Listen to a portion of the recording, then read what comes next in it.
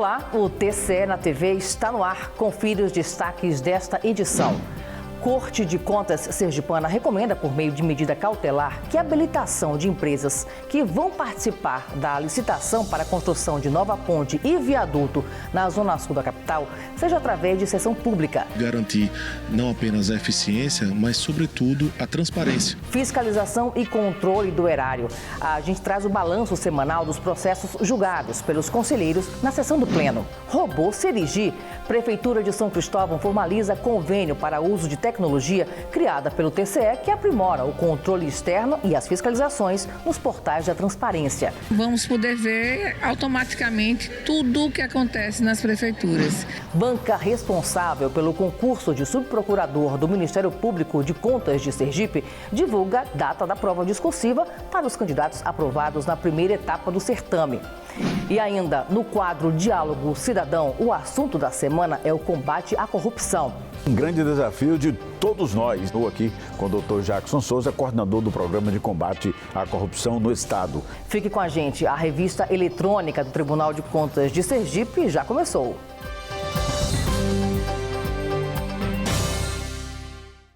A gente começa a edição com detalhes sobre a medida cautelar aprovada no Pleno do TCE, que trata sobre o processo licitatório para a construção da nova ponte e viaduto na Zona Sul de Aracaju. As obras do governo do estado estão orçadas em cerca de 400 milhões de reais. E para garantir ainda mais a transparência, o Tribunal de Contas de Sergipe recomendou que as habilitações das empresas participantes da licitação sejam através de sessão pública. Além desse assunto, os conselheiros também apreciaram outros processos na sessão plenária. Confira. Na sessão plenária, que aconteceu sob o comando da presidente do TCE, conselheira Suzana Azevedo, o colegiado julgou 16 processos, 2 medidas cautelares e 25 protocolos. Na pauta dos processos, prestações de contas de prefeituras, câmaras e demais órgãos jurisdicionados. Uma das medidas cautelares julgadas foi formulada pelo consórcio Aracaju para a suspensão da concorrência pública número 006/2023 da Secretaria de Estado do Desenvolvimento Urbano e Infraestrutura de Sergipe, que tem como objeto a execução de 2 obras. Um viaduto com extensão de aproximadamente 180 metros na interseção da Avenida Tancredo Neves com a Avenida Beira-Mar e uma ponte estaiada com extensão de 360 metros que vai interligar a Avenida Tancredo Neves ao bairro Coroa do Meio. A matéria foi relatada pelo conselheiro José Carlos Felizola e o colegiado aprovou por unanimidade a expedição de uma medida cautelar que determina que todos os atos administrativos relacionados ao processo sejam divulgados em sessão presencial pública.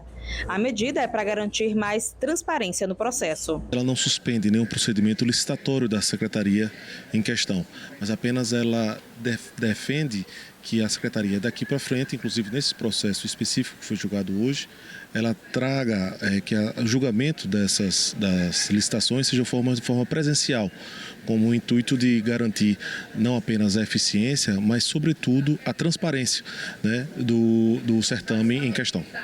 E a Prefeitura de São Cristóvão foi a primeira do estado a formalizar convênio com o TCE para a utilização da ferramenta desenvolvida pela Diretoria de Modernização e Tecnologia do órgão, que pretende aprimorar o controle externo e as fiscalizações nos portais da transparência.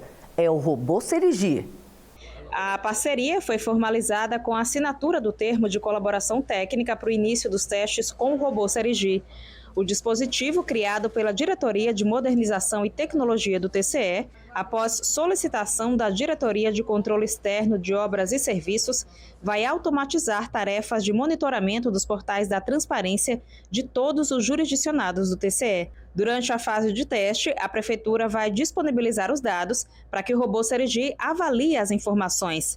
Na reunião para a assinatura do termo de parceria, o prefeito de São Cristóvão, Marcos Santana, comentou a parceria e disse que a atuação do tribunal tem estimulado a transparência nas gestões. Instigado mesmo, a gente está sempre buscando melhorar as nossas ações de disponibilizar para a população como um todo todos os atos governamentais. Então, o Tribunal de Contas tem feito isso de maneira preventiva, de maneira de forma auxiliar mesmo a nossa e dar segurança para que a gente possa efetivamente ter os nossos atos publicados e ter o acompanhamento da sociedade, que é importante para a gente. Há alguns anos, o Tribunal de Contas fiscaliza os portais da transparência de todos os jurisdicionados.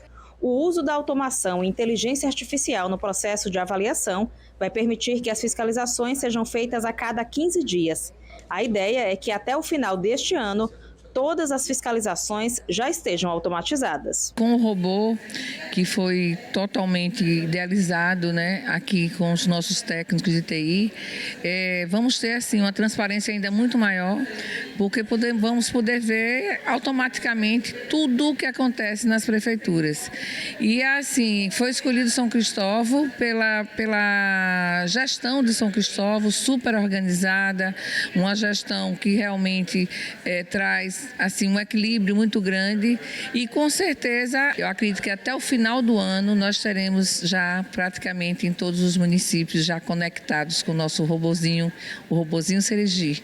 Agora, a gente chama a atenção dos candidatos aprovados na primeira fase do concurso para subprocurador do Ministério Público de Contas de Sergipe. A banca responsável pelo certame reforça sobre a data da prova discursiva. Conforme o edital divulgado pelo Instituto AOCP, o exame ocorrerá no dia 25 de fevereiro. Estão aptos apenas os candidatos que foram classificados na prova objetiva, realizada no mês de dezembro. Mais informações você encontra na página da AOCP na internet e também no site do TCE de Sergipe, que você vê aí na tela. A seguir, no quadro Diálogo Cidadão desta semana, o convidado do jornalista Messias Carvalho é o secretário do Tribunal de Contas da União e coordenador do Foco em Sergipe, Jackson Santos. Fique com a gente, o TCE na TV volta já.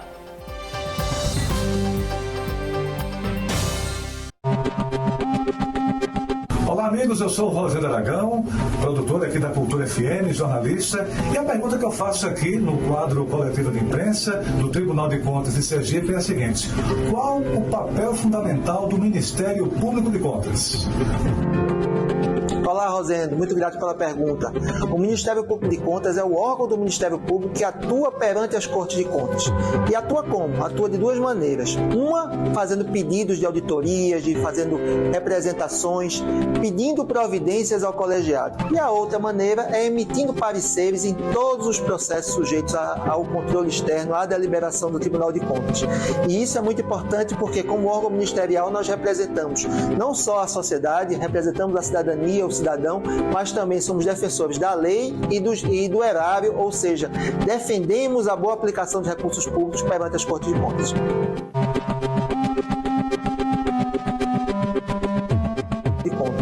E isso é muito importante porque, como órgão ministerial, nós representamos não só a sociedade, representamos a cidadania, o cidadão, mas também somos defensores da lei e do erário, ou seja, defendemos a boa aplicação de recursos públicos perante as Cortes de Contas.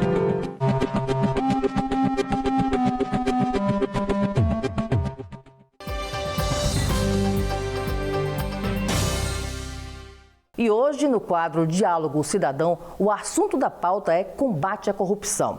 O convidado do jornalista Messias Carvalho para conversar sobre o tema é o secretário do Tribunal de Contas da União e coordenador do Foco em Sergipe, Jackson Santos. Acompanhe.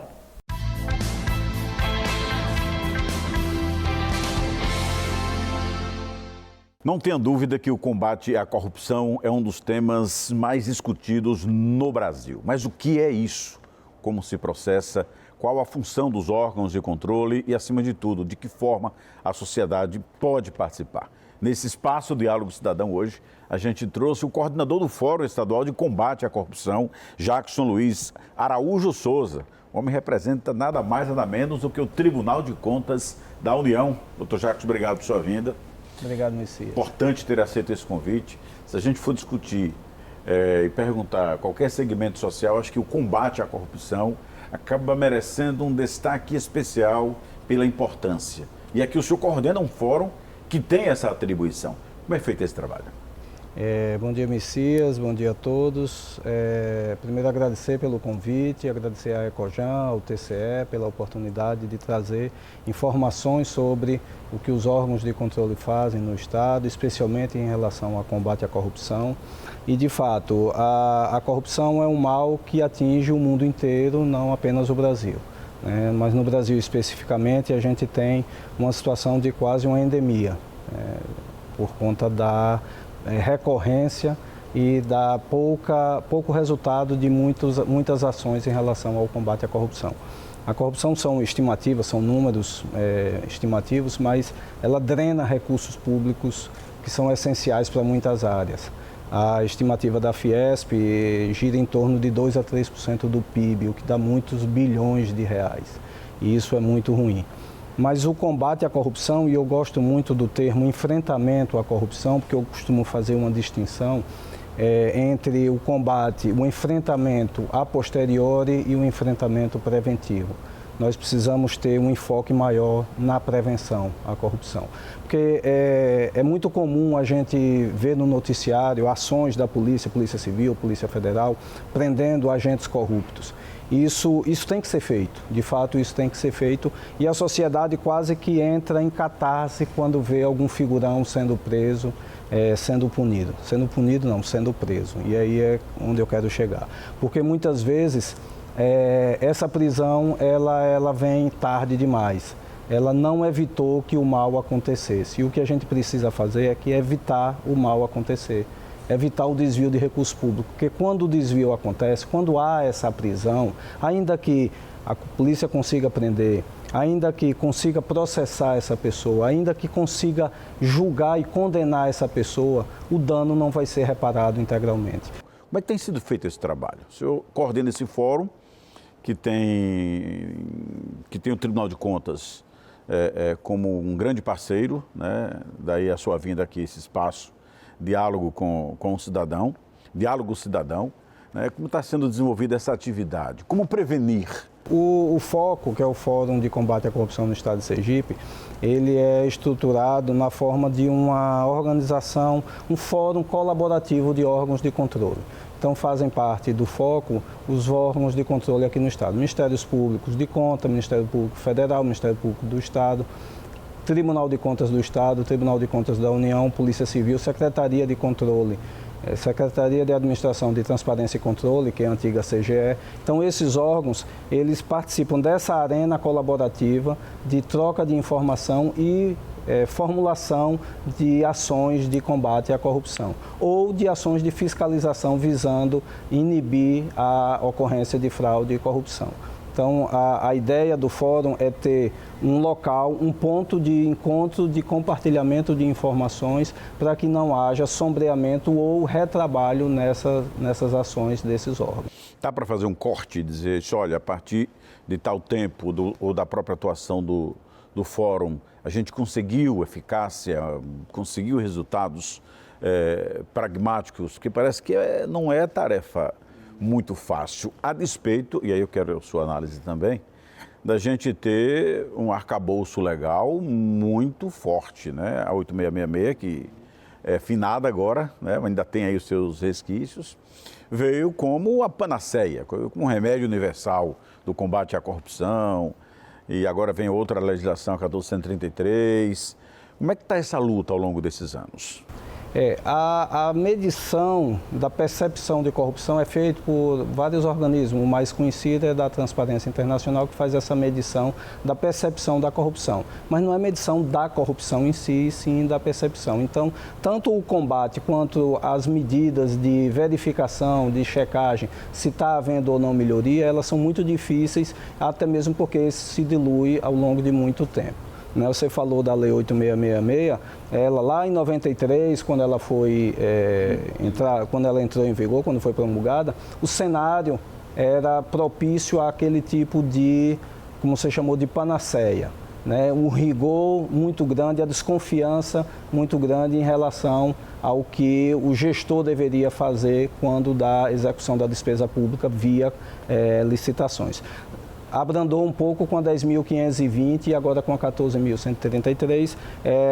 dá-se a oportunidade de você agir com menos desconfiança, mas mais responsabilidade. E essa é a tônica do que se pretende quando você atribui aos órgãos, não só aos órgãos de controle, mas aos órgãos públicos, a função de prevenir a corrupção, você atribui mais responsabilidade aos gestores, e é isso que a gente pretende, e a gente vai falar, tem a oportunidade de falar sobre o Programa Nacional de Prevenção à Corrupção, exatamente para poder ter medidas de quão protegidas estão ou não as organizações em relação à corrupção. O senhor defenderia qual o papel que a escola poderia ter nesse processo? Porque é um tema que a gente não vê muita recorrência, né? Muito menos nas primeiras séries, né? Nos primeiros passos. Para você criar consciência no trânsito, a gente vê já algumas ações em que o aluno, de repente, já alerta o pai quando ele avança um sinal vermelho. A gente deveria puxar esse tema para a escola, para discutir com a sociedade, para formar uma sociedade, que o senhor disse que é um tema muito difícil, né? Porque tem um vício, tem o individualismo, tem aquela história de achar que uma resma a mais ou um troco a menos que ele deixou de passar, lhe beneficia e não faz falta a alguém. Eu ia usar exatamente essa comparação com as leis de trânsito, né? Tanto o respeito ao pedestre quanto a própria condução como ao motorista. Me parece que é um sucesso isso, porque a gente vê vários relatos sobre isso, exatamente falando sobre a função que as crianças exercem no dia a dia da família, orientando aquelas pessoas mais velhas, irmãos mais velhos, ou pais ou avós, que não tiveram essa educação de trânsito na escola e insistem em cometer infrações de trânsito. Eu acredito que é um excelente caminho. A gente deveria investir bastante em currículos, em ações dos órgãos de controle para dar exemplo, né, na escola, na universidade, mas principalmente na escola onde se formam os pequenos cidadãos. Quero falar daqui a pouco sobre esse programa, o senhor já se referiu aí, o PNPC, que é o Programa Nacional de Prevenção, né? Mas antes eu quero puxar para uma questão que é sempre discutida pela sociedade, mas a nossa estrutura legal não permite um avançar mais duro no combate à corrupção, né? Tem países que chega a selvageria de cortar a mão de quem rouba, né? Tem outros que condenam a pena de morte. Que avaliação o senhor faz dessa punibilidade à corrupção no Brasil? Defende que seja mais ajustada do ponto de vista dela ser mais dura, mais severa no combate? O senhor mesmo fez uma referência. Bom, prende, mas pune mesmo? Que avaliação o senhor faz? Esse é um debate muito acirrado que a gente vê em vários setores, não só nos órgãos de controle. Dentro dos próprios órgãos de controle, há correntes que defendem um caminho ou outro. Eu defendo o caminho da prevenção. Nós temos que entender que dentro de um Estado democrático de direito, todos são detentores de direito e a gente tem que respeitar esses direitos, devido ao processo legal, a direito de defesa, enfim. E hoje, com a prevalência na informação das redes sociais, é muito arriscado você fazer uma caça às bruxas em nome de um combate à corrupção que é necessário, mas tem que ser feito dentro da lei. E esse combate às bruxas pode acarretar numa destruição de reputações e tal. Isso não quer dizer que não tenha que ser duro, as leis têm que ser duras, os órgãos de persecução penal têm que ser exigentes, têm que ser rigorosos, mas tem que ter dentro da lei. Então, para a gente evitar tudo isso, se você tem uma boa política de prevenção à corrupção, você não vai acabar com a corrupção, mas você vai reduzi-la significativamente a níveis de países conhecidos como exemplos de combate à corrupção, de enfrentamento à corrupção, como eu gosto.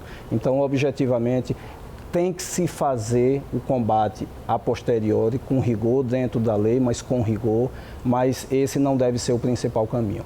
O principal caminho deve ser a prevenção, dotando as organizações e a sociedade de instrumentos para que evitem a ocorrência de de eventos de fraude e corrupção, aliado à educação, que é muito importante para a gente criar uma massa crítica de cidadãos que entenda que a corrupção drena não só os recursos que são de todos, mas a própria oportunidade de negócio, a própria oportunidade de igualdade de oportunidades.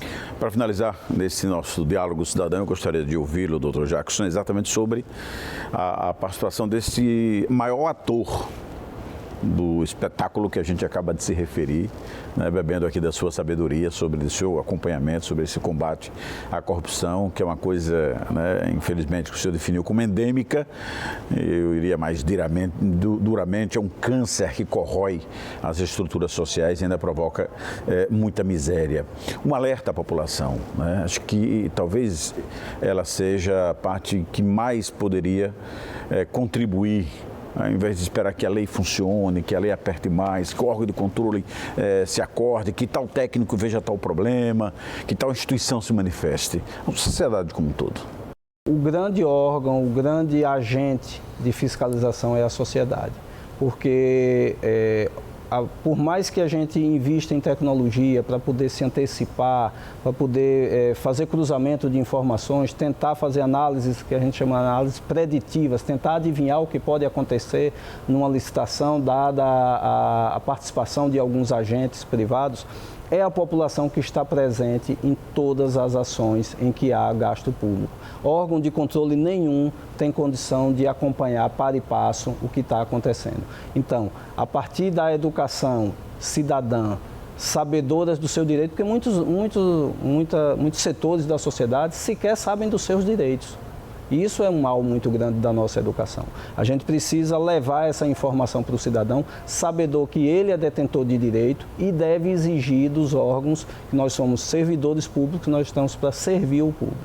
E isso tem que ser feito de forma que a gente consiga dar essa resposta à sociedade. Pois é, o diálogo, a educação, né? Acho que a gente plantou uma semente aqui desse debate importante para que a sociedade se alerta e veja, né, nessa discussão tão importante o quanto se pode salvar vidas, melhorar saúde mesmo, né, educação, e aí vem saneamento básico, que é um dos temas prioritários agora da Rede Integrar. Muito obrigado por sua vinda aqui ao nosso mais uma vez. Diálogo Cidadão no Tribunal de Contas do Estado. Obrigado aí por todos. A entrevista que exibimos agora você pode rever na íntegra no Spotify e também nos recortes em nossas redes sociais. E o TCE na TV de hoje fica por aqui. Obrigada por sua companhia e até o nosso próximo encontro.